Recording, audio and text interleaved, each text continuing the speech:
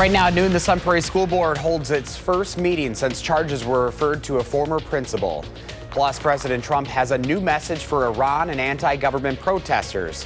What he's saying as the U.S. considers its options. This is News 3 Now at noon. Thanks for joining us. I'm Josh Breiter. Breaking news, UW Health says it will pause the prescribing of puberty blockers and hormone therapy as part of gender-affirming care for patients under 18 years old. According to a statement from UW Health, they are doing this due to recent federal actions. Last month, the U.S. Department of Health and Human Services announced it would block Medicaid and Medicare funding for hospitals that provide gender-affirming care to minors. Here's that statement now. It reads, quote, UW Health is committed to providing high-quality, compassionate, and patient-centered care to our patients and families, including LGBTQ plus patients. We recognize the uncertainty faced by our impacted patients and families seeking this gender-affirming care and will continue to support their health and well-being, end quote. Stay with News 3 Now for more coverage on this story later today. Detectives have removed thousands of items from a Waunakee home as part of a fraud investigation. According to the Dane County Sheriff's Office, that investigation started on December 31st. They say a woman allegedly stole from her employer by making unauthorized purchases with a company credit card. According to law enforcement, the suspect is cooperating. So far, no arrests have been made. Right now, an uncle accused of abducting his niece last year is being charged again in Portage County. Jordan Coyle is charged with first-degree child sexual assault as a persistent repeater. It all stems back to when Chelsea Lehman and her siblings began living in a home in Almond owned by Coyle, who qualifies as a persistent repeater and faces a mandatory life sentence if convicted. The Wisconsin Department of Corrections issued an arrest warrant after learning Coyle was allegedly in violation of his rules. In September, Coyle began to actively avoid arrest, and the niece disappeared 2 days later. Both were found hiding in the woods. Coyle was given a $1 million bond. He's also charged with a felony charge of interfering with child custody. Coyle is set to return to court February 16th. The Dane County District Attorney is reviewing recommended charges against Jennifer Ploger, the former principal of Sun Prairie West High School. Those charges could be filed at any time. Sun Prairie police say Ploger is likely to face 2 counts of failing to report child abuse. Investigators say she didn't report 2 separate incidents between staff and students. The police investigation began after the school district released findings from an internal investigation. Last night was the first school board meeting since those charges were referred. The board spoke very briefly about their internal investigation and the charges. We appreciate you being here with us tonight and your continued engagement in our work. And there's a lot of information out there right now on our website and in emails. We're going to continue to communicate with you the best that we can moving forward. This all stems from the arrest of former Dean of Students Robert Gilkey-Messigeyer. He faces 15 child sex crimes and has pleaded not guilty. The school board says they plan to release another statement soon. Now, first check of your first warn forecast. Here's meteorologist Jacob Montesano out on the weather patio. Not really feeling like January out there, but not a lot of complaints around here, Jacob. Yeah, no, it feels a lot more like March out here. Don't even need more than just this typical suit jacket. It is very comfortable out here, and there's barely any clouds in the sky either. Now, we are going to see some clouds develop throughout the afternoon, but right now we are seeing plenty of sunshine, highs in the middle to lower 50s across much of Dane County. Some areas, they are in the 40s, but easily above normal and certainly very pleasant. Now, one minor hiccup to what we are seeing today is that you can feel a little bit of breeze out here. And as we look at the sustained winds right now, some areas are up near 20 miles per hour. A lot of the region more in that 10 to 15 mile per hour range. But these winds are going to pick up, and that's going to lead to conditions this time tomorrow feeling a lot different. Let's take a look at the wind gust forecast. Right now, they're up near 30 miles per hour. But as I mentioned, they are going to get a little bit worse overnight, and also they're going to change direction. Right now, they're kind of out of the southwest to west, but by the overnight hours, not only are they going to be stronger, but they're going to be gusting out of the northwest, and that's going to continue, especially early in the day Wednesday. Winds will get a little bit better in the afternoon, but that's going to lead to much colder temperatures. And although morning lows will be similar to this morning, it will be a little bit colder this morning compared to, or colder tomorrow morning compared to this morning. But the afternoon, you can see those temperatures, they're going to be pretty steady. If not, they're going to fall throughout the day. And so this time tomorrow, we may only be talking about temperatures in the lower 20s compared to the 50s we're seeing right now. There's even colder temperatures a little bit later in the week, so I'll talk more in detail about it coming up a bit later. All right, Jacob, thank you. Minnesota's Attorney General is suing the Trump administration, claiming its deployment of federal agents and officers illegally oversteps the state's law enforcement authority. The lawsuit says there had been over 80 911 calls related to immigration enforcement since December 9th, estimating that skyrocketing police overtime costs could reach more than $2 million in just a 4-day span. Local officers are reporting heightened hypervigilance and fear. In response, the Department of Homeland Security says the Minnesota lawsuit is, quote, prioritizing politics over public safety, adding, quote, we have the Constitution on our side of this, and we look forward to proving that in court.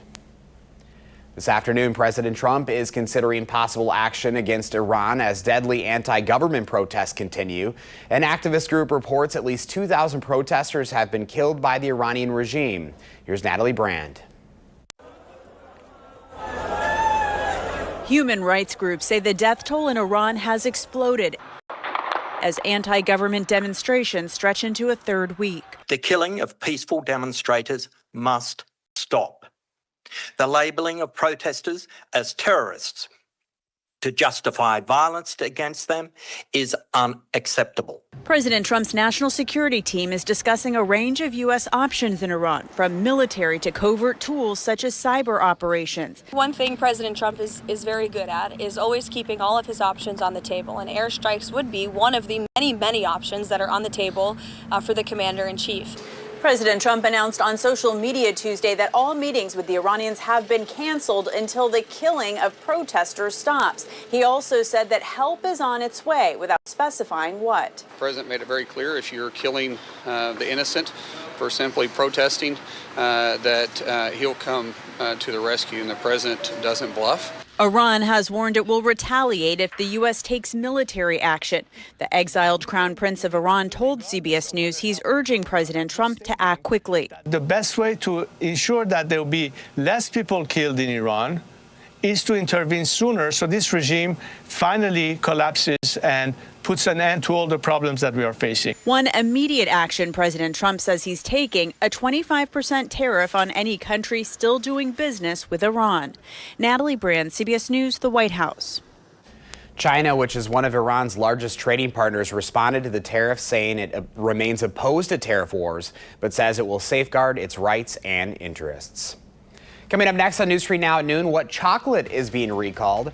Plus, AI is becoming more common on our devices. Why Apple is now teaming up with Google.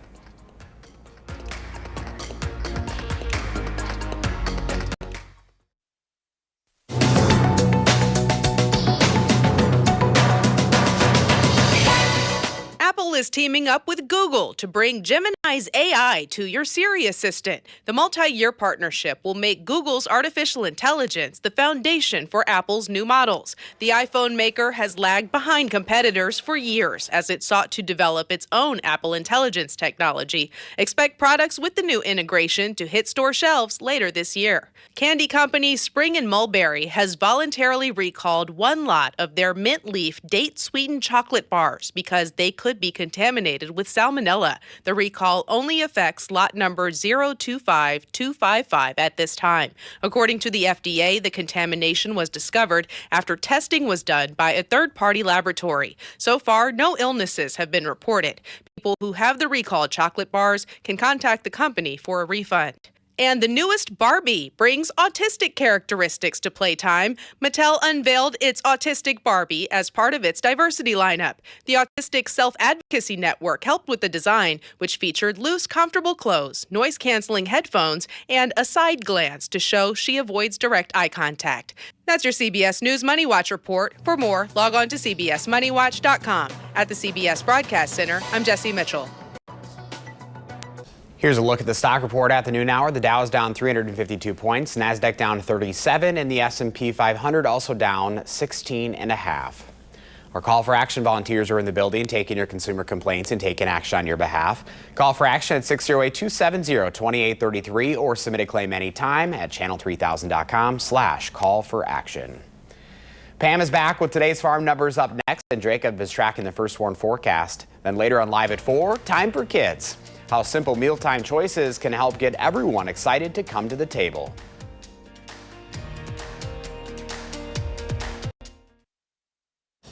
Welcome back. Let's check in now with Pam Yankee for the Midwest Farm Report. Hi, Pam. Hey, Josh, I got to tell you, about 1,100 of your fans in Wisconsin Dells for the Fair Association Convention. I was up there yesterday. They would love to see a Pam and Joshy road show. They think we'd be quite the pair, especially when it comes to county fair season. And that's what we'll be talking about in just a moment. Want to start out with the annual meeting of the American Farm Bureau Federation, though that's happening now, Anaheim, California. You wonder where agriculture is going? Their Innovation Award winners will give you an indication. First time that artificial intelligence has won the $100,000 prize. It is a startup group out of Louisiana called Farm Mind. The pair put together this startup which basically helps with agricultural workflows. What they've done is harness artificial intelligence so that farmers will have in-field agronomy assistance, all kinds of GRS information on hand. They're also going to work with them on accounting as well as other support mechanisms, all in one spot. It's called Farm Mind, and again, it is the winner of the 2026 Agriculture Innovation Award out in Anaheim, California. $100,000 to take that project forward.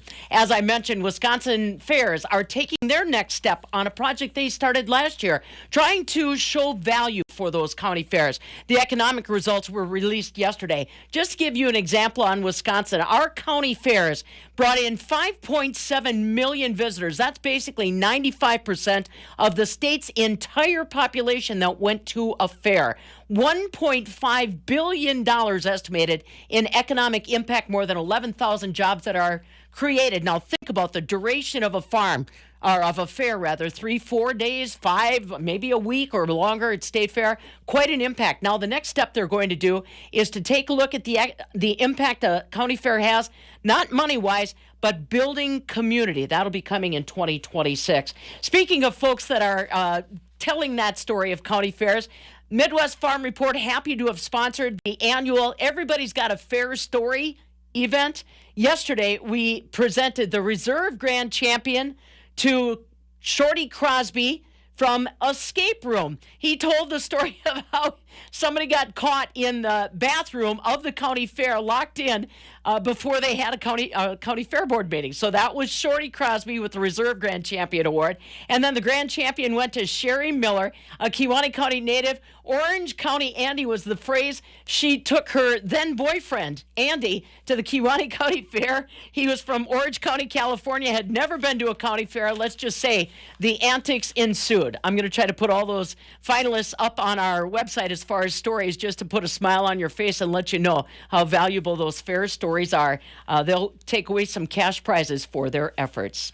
All right, not a lot of cash in the market today as far as the markets are concerned. We had a punch in the face with the World Ag Supply Demand Report yesterday. What we hoped was going to give us a little upside on things like corn did not do it. And now I hear South America already starting their harvest. Today in Chicago, no change on barrel cheese. 40-pound block cheese up just 1/4 cent, $1.28.5, while the AA butter stands still as well on a Tuesday. But like I said, Josh, you and I as a up there at the Fair Association's convention, we'd be a success. We wouldn't be nearly as colorful as the clowns and walking, strolling acts that are literally at the Chula Vista Resort right now.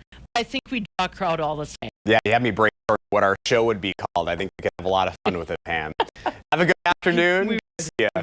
Time now for your certified most accurate forecast with First Warn meteorologist Jacob Montesano. Hi, Jacob.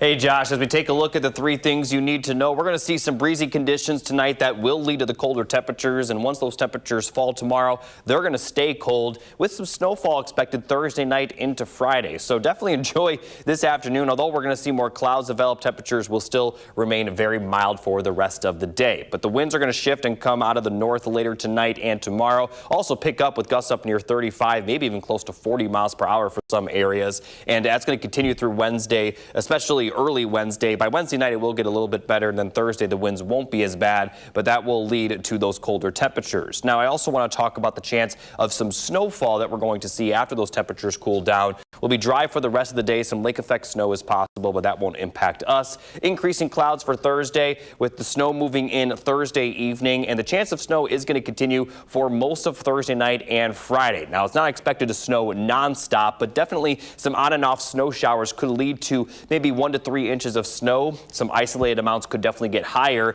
and some light flurries are expected to continue into Saturday as well. And notice the winds are going to continuously be out of the northwest. So during this time period, temperatures are just going to continue to fall. Now, as we get into the later portion of the day, Saturday, it looks like a lot of that snow will wrap up with maybe some more snow returning on Sunday. But I do want to talk about the wind chills right now. So looking at the wind chills right now, I mean, they're not really a factor at all. But with the windy conditions and the colder temperatures tonight, we could be talking about wind chills near zero to start Wednesday, and they could stay around zero for most of Wednesday as well. Now, obviously, we've seen colder wind chills, but the fact that we're in the 40s right now, and then we could see those wind chills get at least a little bit below zero for some areas, it's going to be a noticeable change. And then as we get towards Friday, wind chills will get a little bit better briefly, but then they're going to get even colder as we get towards the weekend and early next week, where they're likely to drop below zero. And from Saturday going forward, each morning could get worse and worse. By the time we get to Monday, we could be talking about wind chills in the -20s. Now, still a bit unclear if we'll really get that cold on Monday, but certainly expecting to see some below zero wind chills for the morning hours. Should be pretty dry after the small chance of snow Sunday and Monday, but it is going to remain relatively cold, even if temperatures do warm up a little bit by the middle of next week. But we certainly are going to see very, very cold temperatures. Might have to put an alert day in the forecast for those wind chills. And as far as the snowfall goes, that Friday snow looks like the best chance of accumulation. Also, kind of Thursday evening through Friday, we could see maybe a few inches of snow. But right now, we're not expecting anything massive in the snowfall department. All right, Jacob, thank you. Up next at noon, Angie Edge with Dairy Farmers of Wisconsin returns. She'll show us how to make a healthy and fresh but cheesy appetizer.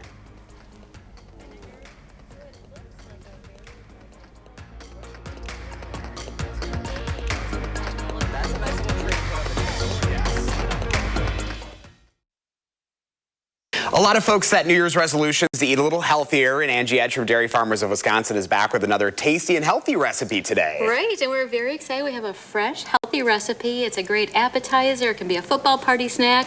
And the wonderful thing about this recipe is it only has 4 ingredients. So That's anyone awesome. can make it. Simple. Yeah, you get some protein, you get some fiber, you get lots of good things from this recipe. So you're going to start with 2 pears, and you're going to actually cut them lengthwise into about 1-inch slices. So Right. very simple. And then basically you're going to wrap them with some award-winning blue cheese. Today we have the Hook's Paradise Blue that we're featuring. Yum. It does crumble a little, so you can crumble it inside.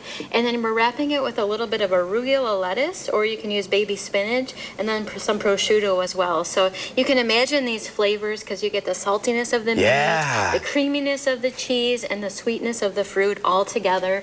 And then what's really fun is at the end, you can drizzle a little balsamic vinegar. So it looks like a very, high-class recipe here that your guests would be very impressed with. Doesn't that look beautiful? That's a nice little tray to put on the table, yes. Yeah, beautiful. And so the cheese we're featuring today is the Hook's Paradise Blue. So if you're having a little bit of the winter blues, you can try this one. This is what we call a gateway or a starter blue because it's nice and creamy, it's mellow, it's not too overbearing. It's made with double amount of the cream, so that's what gives it the creaminess. But you also get a little bit of sweetness and tang from the blue cheese. So blue cheese is so earthy, it's delicious. Hook's is a local cheese company in Mineral Point. One of my favorites. Tony and Julie, husband and wife, own the factory. They've been making cheese for about 50 years. So you probably see them at the Dane County Farmers Market. You can take a trip out to Mineral Point. They have an open cheese factory so you can buy direct.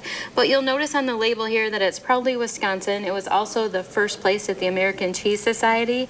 And Tony is a Wisconsin master cheesemaker, so nothing but the best. He is actually a master in both blue cheese and cheddar cheese. So Yes. the other thing about Hooks is that they source all their milk locally from the local farmers, so they work directly with them to make sure they have the highest quality milk to make some of the best cheese. So, I love that. Yeah. This is such a good recipe. It's a nice local story. Yes, and people, you know, they're busy this time of the year. You're getting back into the swing of things. You're trying to eat healthy. This kind of hits all the nails on the head. Yeah, you get, you know, a little bit of the meat, the protein, the fruits, a really great little snack or a whole meal in itself. Love that. All right, where can folks find this recipe? You can find it at wisconsincheese.com. We also have all of these recipes featured in our online magazine, Great Pair Share. There's a lot of recipe ideas, pairings. You can learn more about our Wisconsin cheesemakers and support our Wisconsin dairy farmers. Awesome. Well, Angie Edge, Dairy Farmers of Wisconsin, as always, we appreciate it. Thank you so much.